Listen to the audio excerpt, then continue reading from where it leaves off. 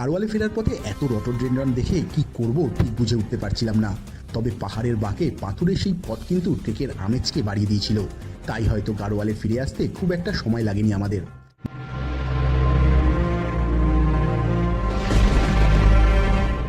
মাথায় আরও একটা জিনিস ঘুরছিল, হোমস্টেতে ফিরে ব্রেকফাস্ট করেই বেরিয়ে পড়তে হবে 12 কিলোমিটারের সান্দাকফু ট্রেকের জন্য।